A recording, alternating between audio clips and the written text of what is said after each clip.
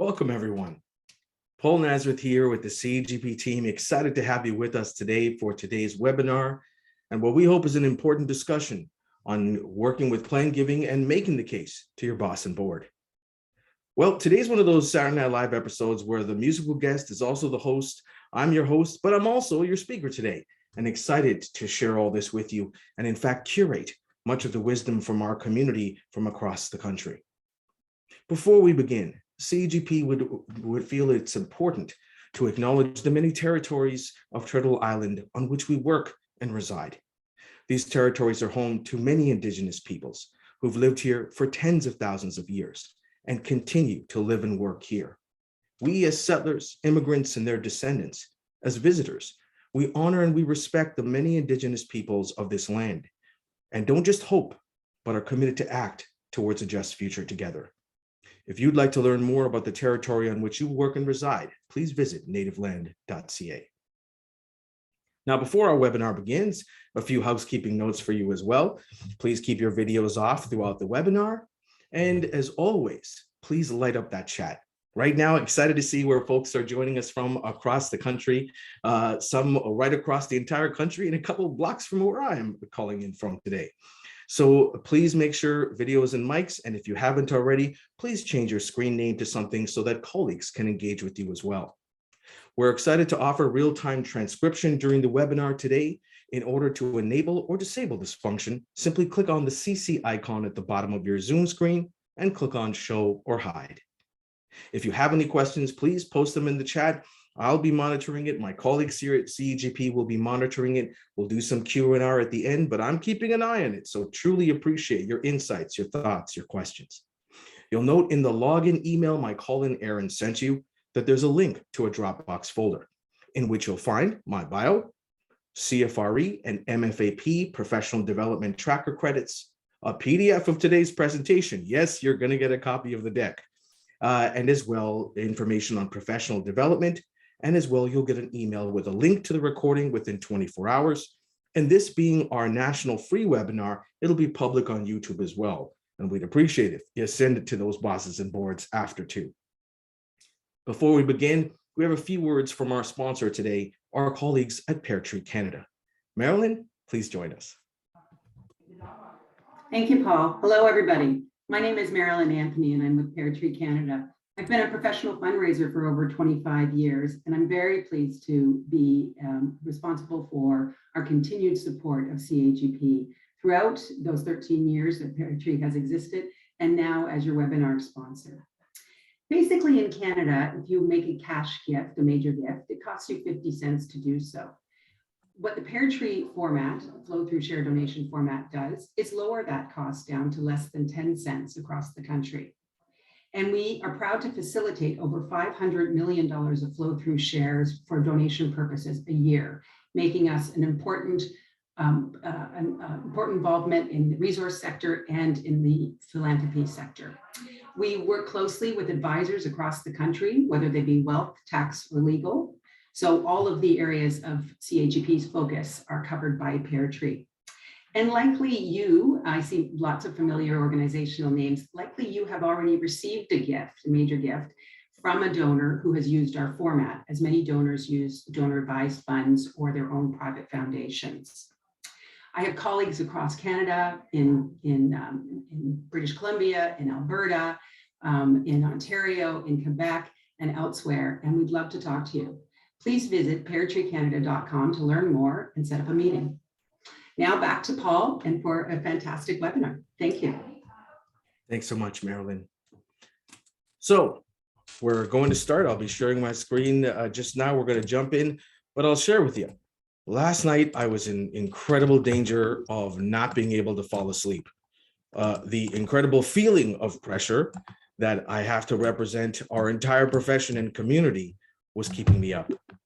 And then I remembered one of the most important things that I'm going to share with you today is that neither you or I is alone. Today, I'm coming to you representing not just our dozen-plus faculty across Canada, our national education community that works in all of our curriculum, but as well the leaders, the true leaders in plan giving across this country. And I will be naming names today. We've got to remember, if you do this alone, you're probably going to fail. But if you plug into all of the resources that the community has, you'll not be doing it alone, and we can move forward together. And that's never been more important than it is right now. So I'm going to be very explicit today about what success looks like. It's not just about justifying this to your boss or board or team, etc. It is how to reach an effective, not just plan giving program. Because again, I'll be talking today a lot about what we need to shift, because that's one of the challenges. A lot of people are thinking of this in 1990s ways, when it's time to say, what does gift planning in 2022 look like? And one of the things that I'll be highlighting today is things that you can share with not just your boss and board, but the people that will actually make your program a success. Your finance team, your marketing team, your fundraising team, all of them need to be coming along with you. And we haven't been explicit often in sharing what is the resources for them. And I'll be doing so today. I won't be talking a huge amount today about CAGP, our courses, etc., because we're going to be having a larger conversation about gift planning in Canada. But if you don't know us, we'd love you to know us better. We've been around for almost 30 years to be the bridge between fundraising, philanthropy, financial, tax, and estate planning. And we need you to come along with us to make this effective in Canada. For all of you who are with us and so many great names in the chat that we know, thank you for everything that you do to advance gift planning in this country. So I'm going to be focusing top 7 things that you can do to succeed in gift planning in 2022. And I will again be talking a lot about old way versus new way. And please, that is what we hope you take to your boss, to your board, to your team, to say, you know, I think we may have got this wrong. First and foremost, we need to rethink how we even think of this. Again, we're using all these highfalutin words like philanthropy, when in fact, it is about generosity. And if you start thinking about how you make sure this is part of your program, well, frankly, we got to stop using the word program. You don't need a planned giving program. You need to make sure that gift planning, that these types of strategies are integrated in all of your fundraising. We're proud to say that we've never had more people doing planned giving than ever before, but in a vast array of roles, and yes, even small shops too. As we're listening to the market, you'll hear more of a trend, not just in fundraising, but right now, if you listen to the world of financial literacy, you'll see more advisors taking on the role of money coach. Well, those of us in the world of giving need to know that many of our programs are transactional and reactive, and that's how they were built. But these programs that we are having, these discussions that we are having of values, are diving more into money and meaning than ever before. And for a long time, we thought we could avoid that. We thought that just the head would save us, that math would save us. People do come to our courses with calculators and saying, I want to learn how 1 + 1 can equal planned giving. And in the language and the math of the heart, in meaning, that's not how it works. And I'll be expanding on that and who represents that in this country. But let's start with the number 1 roadblock is ROI, return on investment. It's the number 1 thing we hear and why we can't do this. We can't invest in a program that will only start paying out 10 years from now. We need money today. And without a doubt, as we listen to colleagues like Imagine Canada and community foundations, who are the people crunching the numbers, not on just fundraising, but on the needs of our sector, the need is greater than it has ever been before. And you need more money to do that work. The old way of plan giving, of thinking of it as a program that is involved in estate planning and death, to frankly, the new way, which is, this is just how your donors pay for the things they want to do with you. Constantly people are saying, and in our willpower, which I'll be talking about a little later, constantly people are saying, I put in $5 and I didn't get my investment back. Let me flip the script for you. And again, thank you to our colleagues in consulting who do this every day with charities across the country to help them understand why charities need this kind of program. For those of you in fundraising, you'll recognize the pyramid on the left. We've been staring at it since the Mesozoic era, until somebody drew it on the side of a cave. But that is volume of giving, volume of transactions. On the right is the one you need to focus on, which is size of gift. And when people say ROI and how are we investing in this, let me share with you. Recently, a great colleague of ours who helps organizations large and small reminded them that if you don't have a planned giving program that is integrated into all of your fundraising, if you are not offering these donors these gift options at all ages and stages, not just older donors, then you are leaving money on the table. And more importantly, many of you are throwing money out the window. You have invested in your fundraising program, in acquisition, in donor engagement, in the data of segmentation, and now at the peak time of giving, you leave them alone and go, hope you do it. You need to make sure that this strategy is integrated into all of your asks at every age and stage, not just the end. The old way was that planned giving was about older donors and estate planning. And the new way is that these are simply the ways in which your donors pay for the vision we have together. I will be very explicitly naming names today because these are the people that champion this work. These are the actual creators of the data and the research that move us forward. We are incredibly grateful to Penelope Burke and Cygnus Research, who in the past couple of years has moved forward our understanding of stewardship, and yes, our understanding of our programs like never before. More importantly, some of the things that Penelope has shared with us on what's not working, the old school advisor engagements and things like that. But the one that she has shared with us is the data to understand that stewardship and the confirmation of a bequest used to be thought of as the end, and it is now the beginning. If you want more donors, not just to confirm bequests, because as Penelope's data has shown us, when a donor confirms a bequest, their annual giving goes up, and their ability and understanding of how to make major gifts because of the discussions, because of the engagement, and primarily through stewardship of these gifts, not just cultivation. Does the gift grow? Does the gift grow in complexity by adding in all of the networks, including advisors? And more importantly, the end result is better, more deeper gifts to the organization that are undesignated, which is the goal for many of us. We're grateful to our colleagues, and we cannot talk about strategy in this country without thanking our National Director, Lori Fox of Willpower, for helping us understand what does the new pipeline look like. We had a wonderful discussion with our colleagues at the Canadian Marketing Association to understand that Willpower is something different. It is further up the pipeline into broad-based marketing, not our direct estate planning supplements that we know have become logo parades that have 21 ads that say leave a legacy and a logo, as opposed to saying why leave a legacy with and to us. The pipeline has been rebuilt. And if you have not integrated this into your pipeline, no matter what size of organization you are, it's time to help. And again, to realize this is part of annual giving now, because securities have become all the way down to annual gifts as payments, major gifts, capital campaigns, and yes, legacies and complex assets of everything from private shares to life insurance. The pipeline has been rebuilt. And again, these different vehicles are engaged at every age and stage, not just the end. If you want to go deeper, we're grateful to Frank Minton and Lorna Summers for donating the property of the Plan Giving for Canadians, the book, to CAGP, so that now it's included in membership as a free resource. So everybody's talking about Willpower. We're excited for it. Deadline's May 27th. Fact is that we've got so many days and ways in which this can be integrated. Giving Tuesday, which my old team at Canada helps start here in Canada, often devolves into Donate Now Tuesday, when really we need to be having these kind of discussions as well.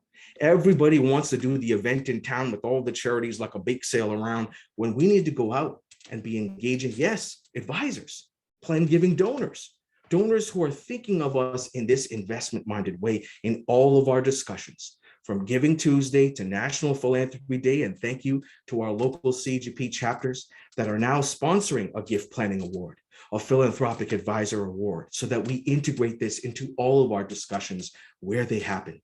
And our colleagues at United Way and Community Foundations that are raising the bar on local community knowledge. That is what will also help something like a Willpower to succeed. As many of you know, because you've come along with us, what are we looking to do? We have established and we did the benchmarking research, thank you to our colleagues at Environics, to understand how many Canadians leave a gift in a will, 5%. And our goal through Willpower is to move that to 8.5 in the next number of years. We know how much that represents. More importantly for you, and again, in convincing your boss and board you need to dive into that data. Again, you're going to get a copy of that free report. But as we understand now, this has helped us to say as much of what we need to stop doing. And let me say, the generic random estate planning lawyer talking about wills will help your donors make wills and not bequests. This is where we need to really focus on the time you have talking to donors about those specific gifts, bequests, and major gifts. Again, most of planned giving today in 2022 is about major gifts, right? Why is our sponsor someone like Pear Tree and Flow Through Shares? Because so much more of this now is about your overall fundraising. We also know there are some groups we need to stop talking to. Donors who are over 85 have told us they're not going to be changing their estate plan. And we see from the data, the prime region is 55 to 75. And who makes the most amount of wills? 35 to 55.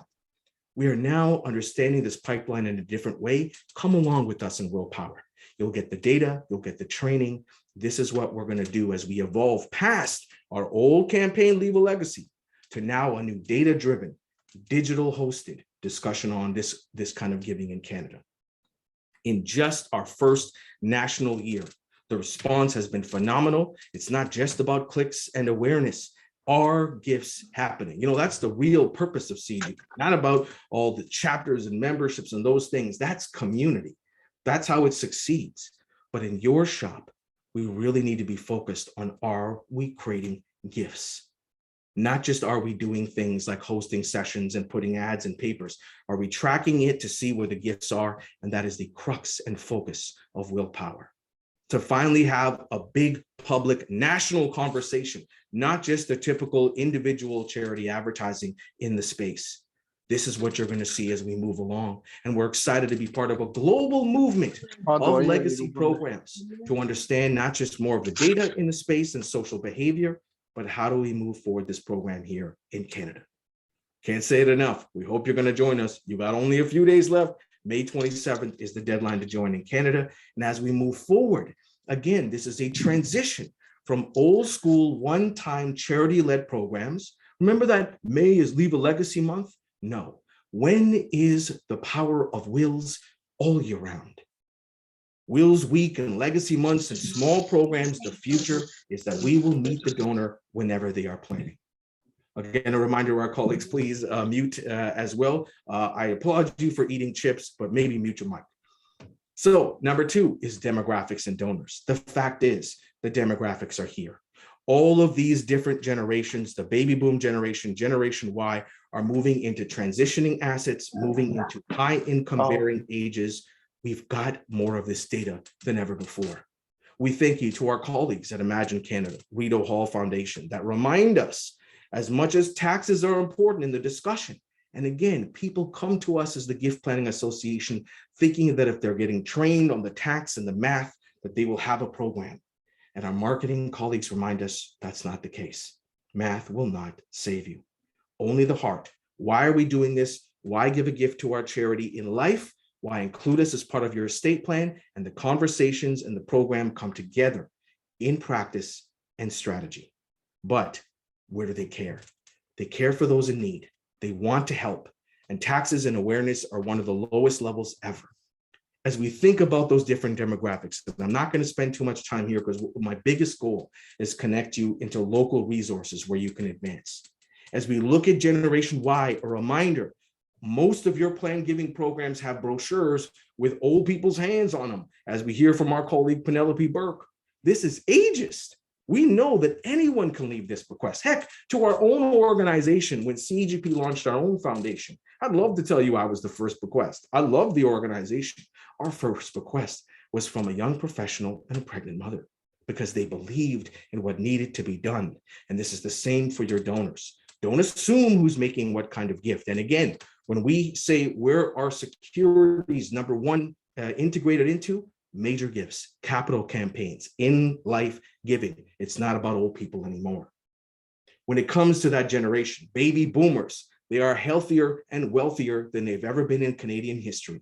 If you've got pictures of senior citizens and a lot of that old school language, if you're still doing all of your events for these folks with a senior's mindset, you need to subscribe to the Canadian Association of Retired People and Zoomer magazine to understand what today's elder, not senior, looks like and does, healthier and wealthier. We've trained them to give cash their whole life. Now we have to help them understand we don't want to stress them out. And again, in a point to your boss and board, a reminder that this is not just about asking for money. This is about respecting our donors in their financial capacity. You got to ask them for what they've got. And as much as we think about things like cryptocurrency coming in the future, the fact that 1 in 5 Canadians under 35 holds it as an asset is exactly why in the future we'll need to accept it as a gift. But today, it's about securities for most of these generations. For baby boomer generations, about endowments and foundations, and of course, the language of donor advised. We're now in the second phase. What does that mean? And that last generation, the civic silent generation, the 70 or 80 plus, it is super important. Thank you, Cheryl. As we talk about language, language is super important. But again, when we see the research from Penelope Burke on looking at plan giving brochures, they're out of date. They're old school, they're ageist, they're not connecting to the donor who can be making this gift with you. A reminder as well, if you're holding old school random lawyer sessions talking about wills, what you will get is wills. If you want to get planned gifts, you need to make sure you're talking about them in your frontline fundraising, securities and gifts of assets, and you're talking about them as an extension of a donor's connection to you. Again, today jargon is the donor journey. And we thank you to our marketing leaders like Blakely and Stephen Thomas and others that are helping us refine this language of what that journey means. But at this stage, remember, it's about estate lawyers. It's about making sure they have that awareness. And again, that's why we have willpower. It is important as well to think of it as not a tactic, but a tool. In fact, the number one way that I've seen boards respond to understanding the opportunity in gift planning is saying that it is about payments, not about just process or policies or all that kind of thing. When somebody's making a capital campaign pledge, how will they make a payment in 22? Probably securities. And yes, in every part of Canada, that's got nothing to do with the bequest. If you start thinking them as tools and not a separate program, all of these things will come together no matter what size of organization you are. You don't got to do it all. If you want to be talking about life insurance and private shares and more complex gifts, you're probably a hospital or a higher ed institution. But when it comes to smaller organizations, you want to be talking about securities to make your annual and major gifts and bequests to make sure that a donor on their journey up with you of love, of loyalty, and yes, legacy, understands they can do that with you. You know, we were teaching a course just last week, and I was corresponding with someone who had a donor who even said to them, I didn't even know I could leave a bequest, in this particular case, to a food bank, because all I ever thought of giving you was food. And of course, we want them to give money because that can do both. But do your donors even know they can do this with you? We're assuming if you don't have this language and you don't have it integrated into your programs, how will they know? Again, we are grateful to our colleagues in the world of advisorship and CPA who educates our finance staff to help charity finance professionals understand what are the opportunities in these gifts, again, securities and life insurance and complex assets that allow our donors to give to us, not just with more gifts, but with less stress. Seniors living on a fixed income are not going to be making large insurance payments around premiums. And that's why we launched our strategy document for everyone, for you, the charity, for advisors to understand the strategy. Securities is a big part of this. Why is it important that you have these things integrated into your programs? Our colleagues at Canada Help share with us that although giving is a challenge in the pandemic, we know 91% increase in donations of securities. And what we're most proud of is that those were also the smallest gifts to the most amount of charities in not just the typical urban centers. We're finally starting to have these discussions in suburban and rural Canada, where the rest of the country lives and where your charity probably is. We need to move these discussions to the places they need to be. And as CAGP, we need to hear from you to say, what are the problems that we need to use the assets that we have, the human assets and advisors and experts, and the monetary experts like our assets, like our foundation that have been established to say, what's the problem and what do we got to do? Is it data we need? Is it policies and procedure documents? We've made them. Again, this document will move life insurance gifts forward in this country in a major way. But who do we need to do it with? advisors, and you. So really important as we move this forward. And of course, everybody's continuing to talk about donor advised funds. We're really in year 15 in Canada in terms of incorporation, in year 10 in terms of public awareness. And the fact is that we really need to evolve together. You know many of the players on the screen, and there's a couple of hundred players in this space. If you want to know who they are, you got to look at the Canadian Donor Advised Fund Data Report, which again, we're proud to say we partnered with an anonymous donor to make sure that charities can get access to this report that originally cost thousands of dollars. It has shown us now that by 2020, we've got $6 billion in public foundations that are publicly aware, community foundations and organizations, and wealth managed advised funds and foundations as well. The fact is, they've got this money.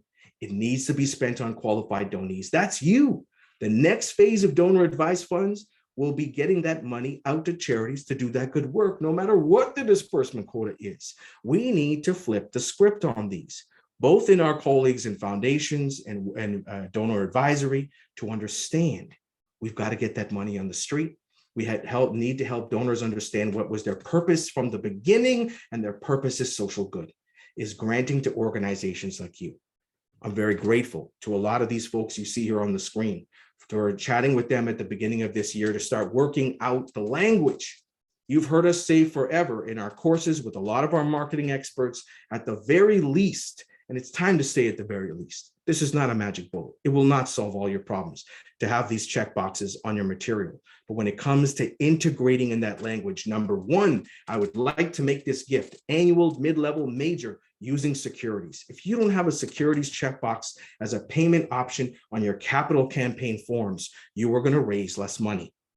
But that's got nothing to do with bequests and death and dying. It's about your donors being able to comfortably pay for the things that you have together, created as a vision, established as a roadmap. And again, through the data of people like Penelope Burke, understanding the gift is the beginning, not the end. The conversation will continue, the gifts will grow, include an advisor, they will become more complex and more well-planned, they'll be bigger and undesignated.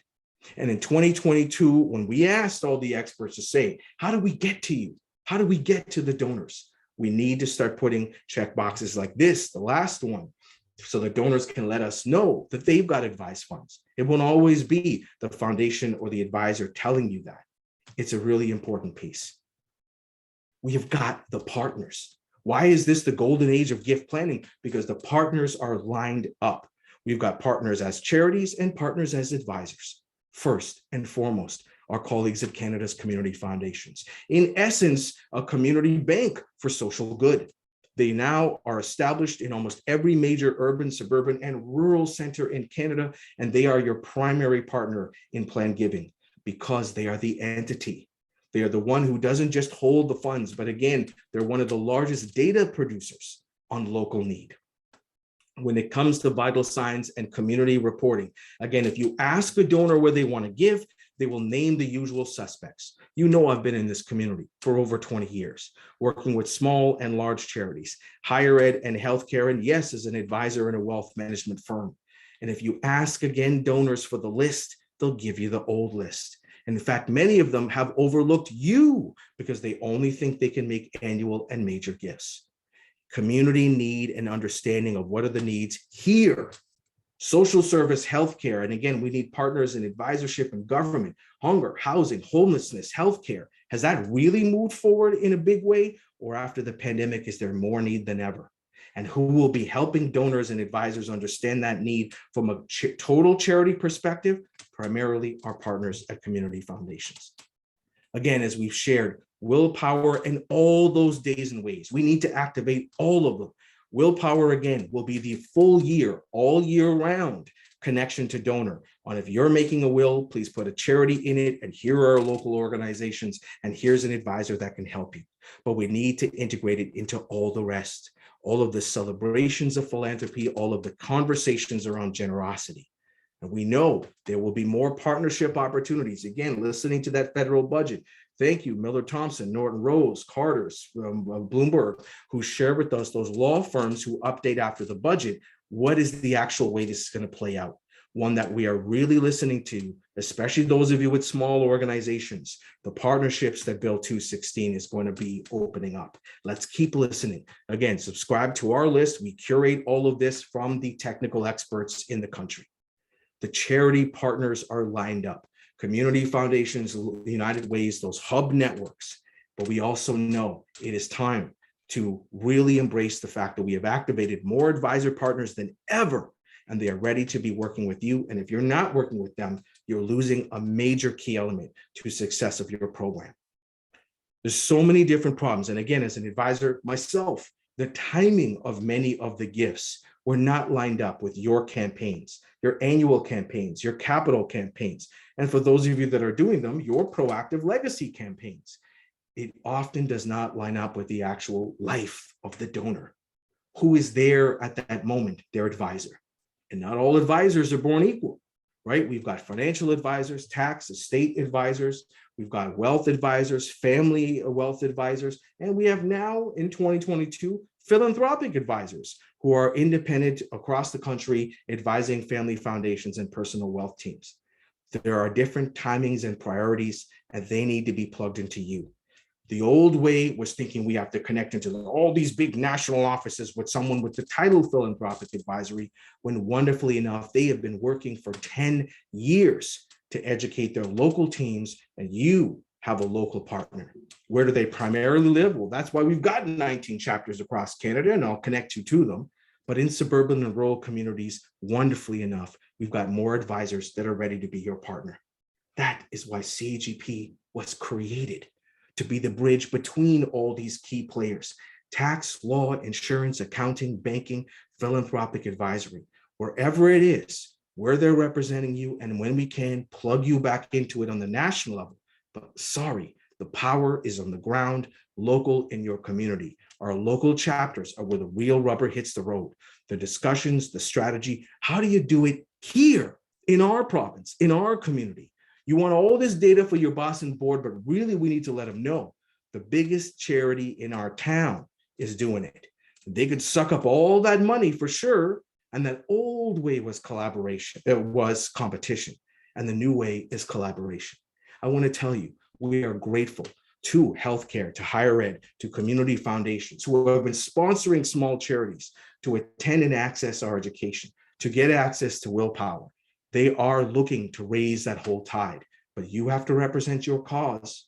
And wonderfully enough, again, this is not about old school ageism and major gift donors and older donors to leave gifts, right? The Wilfos, the epilogues, they are changing the game on how many young Canadians, professional Canadians, have a will at younger ages, and we'll be making bequests, and we can start the gifts at the youngest ages ever, which means, again, their annual giving will go up when they solidify a bequest to you, because now you are family. Again, I'll be sharing with you the experts and a lot of people who are moving this forward, but for advisors, we've got the goods. We continue to do the studies, work on the wording, bring our whole community together to say, how do we need to say it? When do we need to say? What do we need to say? This is 6 pages, super tight. How to talk to donors about giving, something for advisors to get them started on this path. But then we knew as we started to do these studies, and we asked advisors across Canada, are you talking to your clients about philanthropy, about giving? And while they said yes, when we asked Canadians, are you hearing that from your advisor? They said no. That is a really big gap. And so we profiled, and this is now 2018, we profiled advisors from across Canada who have integrated this into your business. Again, that was 2018. We've got 10 times the amount of activated advisors who are doing this as part of their discussions. But again, the old way was to ask raw questions like, do you want to include a charity in your will? Are you giving? We have to have the bigger, better discussions. And again, we've got resources to do that. Resources like our book published by our colleague, Ryan Fraser, which is an actual set of case studies for advisors to understand the conversation start, planning to finish. And again, if you want something for your finance officer to read that will understand the moving parts of the financial considerations, you've got a book here based in the head for them. We have got the advisor world lined up. This is why we're created. Our leadership team has worked years to make the kind of partnerships like Advocates, the Financial Advisors of Canada, to line up a trusted peer like the Knowledge Bureau to launch this designation, the Master Financial Advisor in Philanthropy. Started in 2018. Now we have almost a couple hundred advisors who have come through. We're starting recertification right now. And again, a reminder, this is for advisors. For charities, we have doubled down with our colleagues at CFRE and the education we have to educate your team. But for advisors, please let the ones on your board and in your community know there's something for them. And it doesn't just talk about technical and taxes. It also helps them understand the landscape of charities in this country. And again, the importance of local organizations. That's where the power is. So go on LinkedIn today, look up the designation MFA-P, and you'll see they're in your province, they're in your region. We got an advisor in rural Nova Scotia and Vancouver Island doing daily LinkedIn updates and tweets, talking about generosity, talking about how to make giving not just more effective, but to feel good. And of course, how to give more in life, not just as part of an estate plan.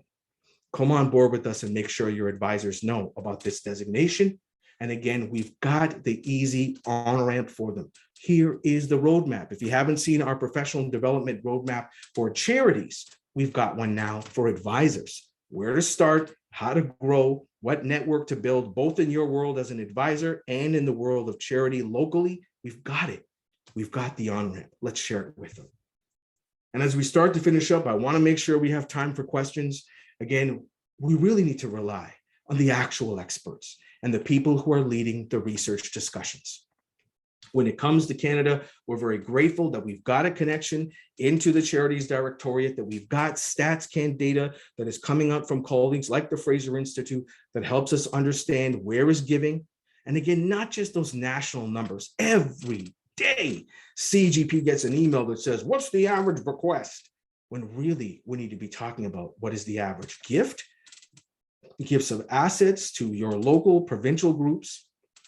And again, we've got the data in things like Canada Helps Giving Report, right down, not just to province, but to city and region. That's the actual question. And let me share with you what gets donors to give more. Well, they give because they want to help those in need. Do the local donors, advisors, do your own donors know what is your charity's connection to need in your community or Canada? That's where data like Vital Signs and national data like Canada Helps Giving Report comes in. Again, we established a foundation because we've got a membership association of people and bodies, but we needed someone to bankroll the acquisition of the data, not just StatsCan, but to partner with our colleagues who are out there already doing the good work.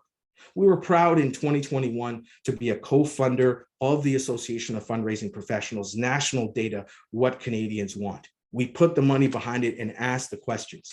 And as much as it was exciting, and you've got a link to it, that we saw more planned gifts, securities, insurance, punching through donor awareness, one of the great ones to remind them is that, as you see at the bottom here, as my cat also agrees, is that donors don't look to charities for tax, financial, and estate advice. That's what the advisors are for, and connecting them in is what Willpower and your local CAGP chapter is all about. We thank you to our colleagues at AFP right across Canada for helping us get the data, for celebrating donors and advisors through efforts like National Philanthropy Day, and to move forward together. So if any of you have read Penelope Burke's research, it is some of the most groundbreaking stuff that is telling us what we need to stop doing. Again, we've got to get those wrinkly hands off our brochures and babies' hands and legacy and growing towards the light. You know what? Brochures are the old way.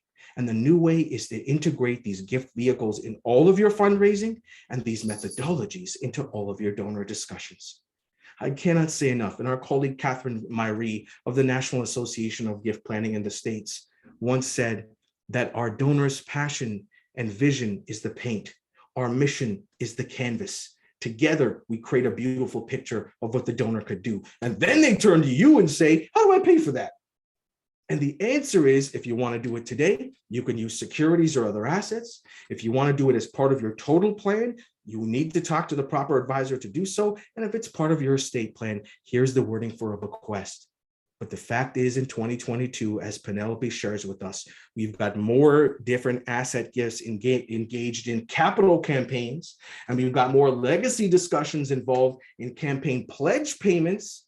Again, people like Brad Hoffman that are changing our language around traditional old school endowments and reminding us that's why donor advised funds exist, because our sector didn't give them the options. Penelope's research take you deeper into this. If your marketing team wants to understand, we've given you the link to Penelope and Cygnus. Can we talk about gift planning in North America without talking about the generosity professor, Dr. Russell James, one of our patron saints of gift planning, who has done the research and the work. Again, if you haven't heard from it, I'm sure 80% of folks with us have, but his work on understanding the neurobiology of donors, putting them in an MRI machine and reading plan giving brochures to them for 6 hours and seeing what part of the brain lit up. If you are not following Dr. Russell James and his research right now, he's on fire. In the past 6 weeks, he's put a ton of his data for free on LinkedIn and the net on what words to use in your brochures, in your policy procedures, and in your straight up donor discussions. His most recent update on familial language over technical language is the kind of stuff you're going to need to have confidence in how you talk about this. And we've got to give a shout out to, again, our academic experts in this space, Dr. Claire Routley of the United Kingdom, and our own Ligia Pina, who is working on her PhD in legacy giving here in this country. But boy, I really hate the word guru. And if you want to piss me off as Paul Nazareth, call me a guru, because I'm not. I'm the curator of our community knowledge here as head of education for CAGP. And whose knowledge am I curating? We need to name names, and I'm sure I've left people out, but these are the names and faces are really of our experts advancing the research, the knowledge, the practicality. You know, no one's a prophet in their own home. You want to come to a national webinar from some expert who's going to give you the magic bullet. Sorry, the real knowledge is in your community with local experts who understand that Canada is geography. Sorry, you know it. You know its culture. You know that philanthropy and generosity is different in Cape Breton than it is in Calgary, than it is on Vancouver Island, than it is in next door in Victoria. These are our local experts, from people who are leading this, Indigenous CFRE, Sharon Red Sky, to the language marketers, like our colleagues at GoodWorks, KCI, Global Philanthropic, to the small charity experts. We're so grateful to those small charity experts, making this approachable to small organizations like you. They're in every province and every nook and cranny of this country. You don't need some national expert. We have national faculty teaching the how. If you want to know the contextual why, connect with our local CAGP chapter in your local province, and we'll help you get connected to the experts that can help you, not just affordably, but who understand your local, regional, and donor culture. These are the real experts, and we're very grateful to them. CAGP's ethos is wherever gift planning is, there do we want to be. Absolutely, our national conference is the single primary gathering of plan giving experts in this country to advance our knowledge and practice. Our gathering happening this September, the Advanced Summit, is the top of the gathering of technical experts in both advisory and charity. But we know that small charities are the rest of Canada, and that they are where giving really happens, where donors are really connected. And to democratize this work, we are there wherever you are. We are grateful to our colleagues who run national gatherings, but also those regional gatherings. And our local chapters are partnering with them. I'll see you in a couple of weeks at the Western Canada Fundraising Conference, at the Build Good Summit next year in Winnipeg, at the gatherings like the Maritime Fundraising Conference, but also in the places where we will educate the rest of your team. How do you educate your finance staff? They don't want to come to fundraising stuff. We co-teach through CPA. How do we educate your board? You're going to see me in your communities at board accessible events, community foundations, but also chambers of commerce, boards of trade. To our colleagues who do education online, Charity Village, our colleagues at Fund Everywhere and AFP. Wherever you are getting that education, you're going to see us in our faculty making sure that gift planning is part of the discussion. We're grateful to all of you that host our real local experts, who are the people that run our chapters across these countries, across Canada. They're the real provincial experts. Please plug into them, not just our faculty. Again, we are going to continue, and you're going to get a whole deck from me and all the links. Again, chop it up and give them to the right teams. And one of the big ones is the narrative. Again, we heard from estate lawyers as part of willpower that the wrong question is, do you want to include a charity in your will? And that's usually when the donor says something like, what was that, Mike, from Schitt's Creek? Ew, David, no. That's a weird question. And if I can quote our colleague, former chair of CAGP, Victoria Michelle, who said, plan given, stop making it weird.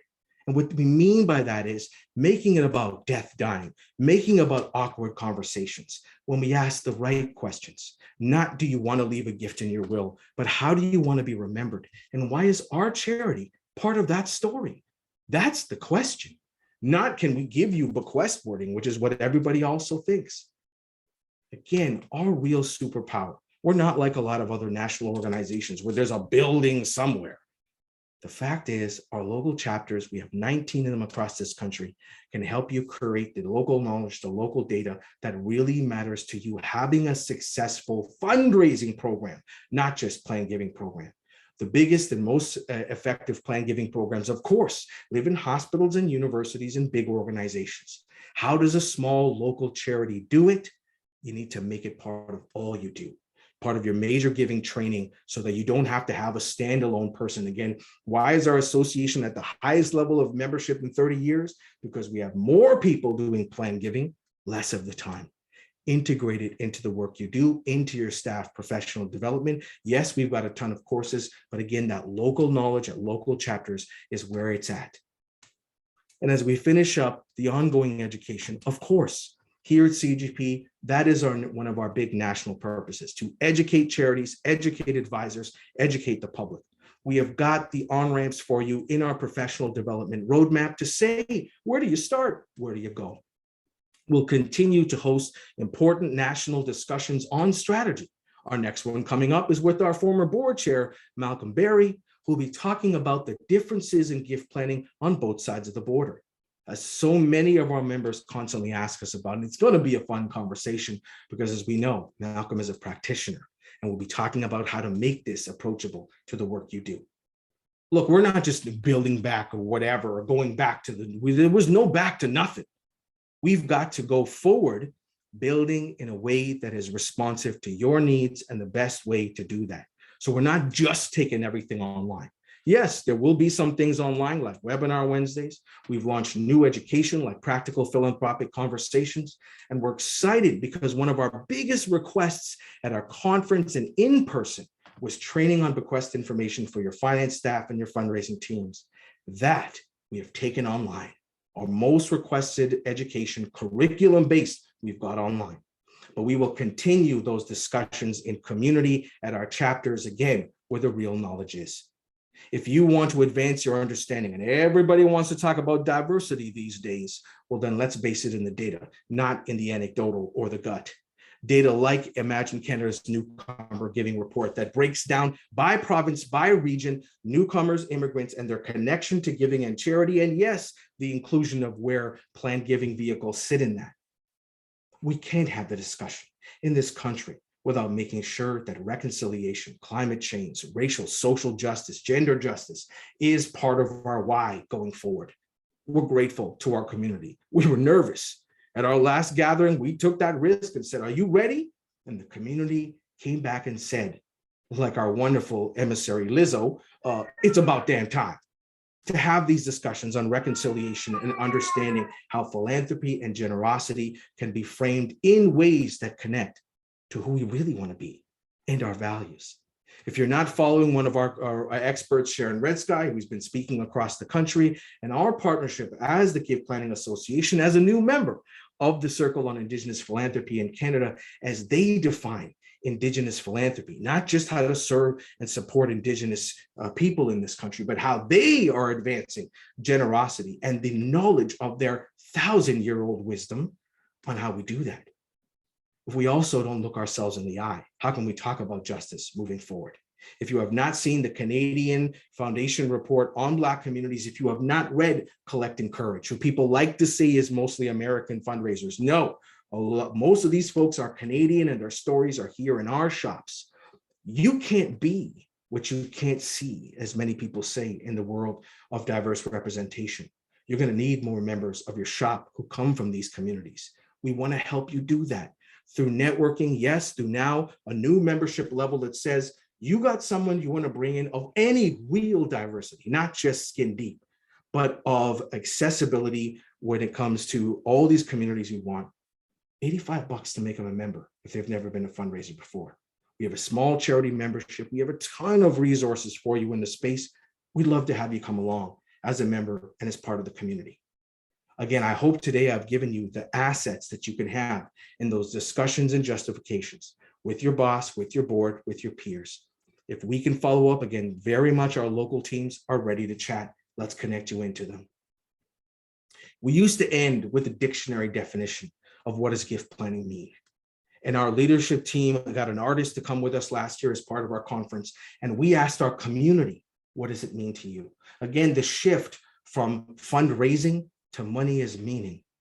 And this is the meaning that came back.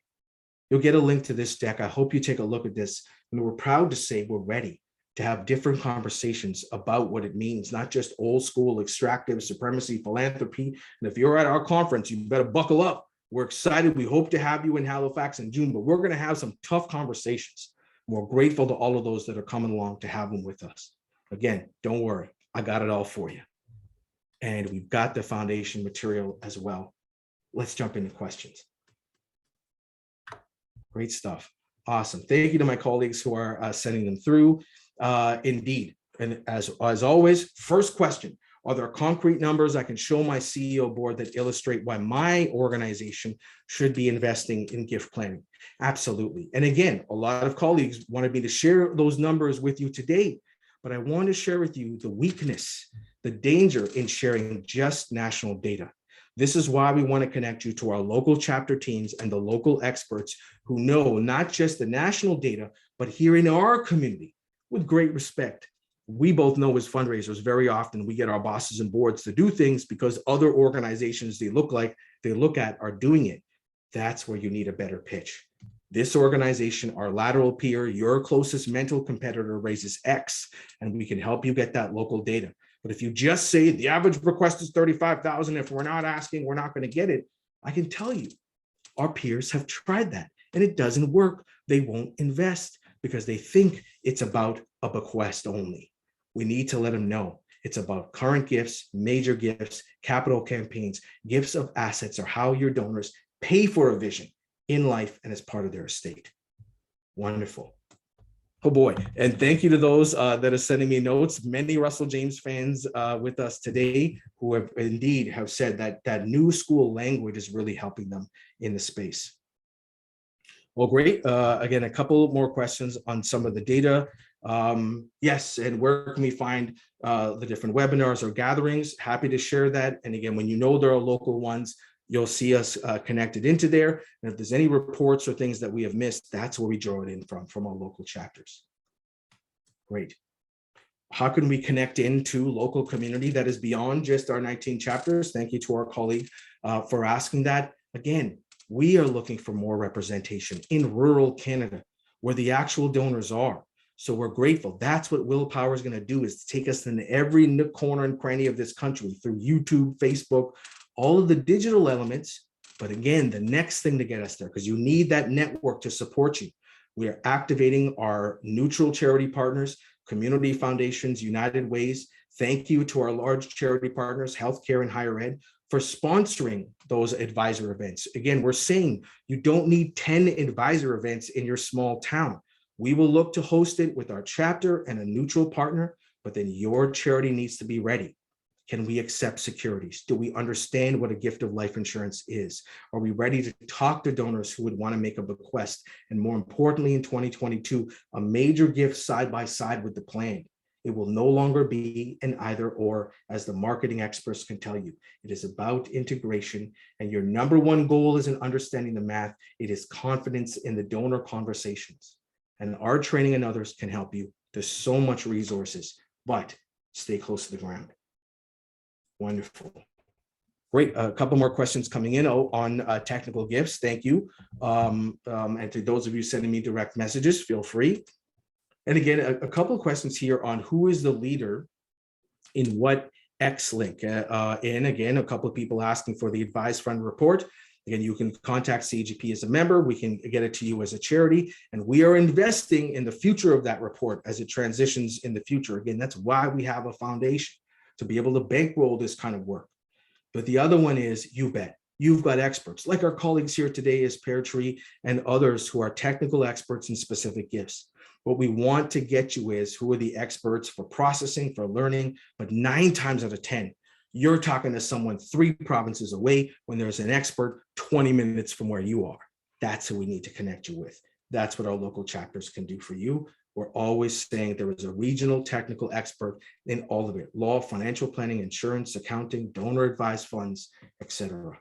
Wonderful. Following along, and my colleagues are keeping me on time. Okay. Thanks to those sending direct messages. We'll follow up for those of you with more questions. But as my own host, I want to make sure we respect your time and keep things moving forward today.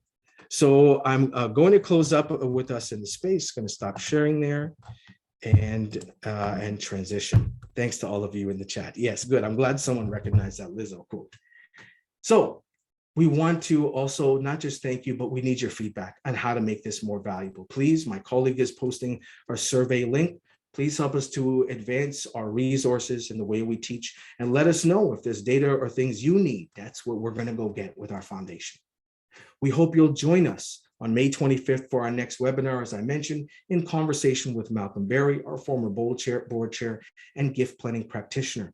Our CEO, Ruth, will be having a discussion on what giving has been like on both sides of the border, as Malcolm was Chief Development Officer at St. Louis Children's Hospital. So we're excited to have him with us. We're excited to have you hopefully in Halifax in June with us. Our conference is coming up June 14th to the 16th. We hope you'll join us there. Still some space left. We're looking to see if it'll sell out, but we hope to see you there soon.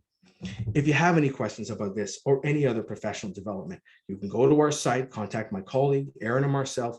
We are now making customized professional development plans for teams and members. We're there for you. Be in touch.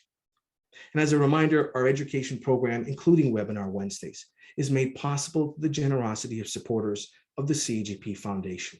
People like you and people like me. If you're inspired to join us as part of this work, you can find us at cagpfoundation.org. We thank you to our sponsors at Pear Tree for making Webinar Wednesdays possible. We hope to see you connected soon. And to all of you at our chapters, thank you for the work you do to advance real gift planning in this country. Thanks all of you for joining us. We hope to see you soon.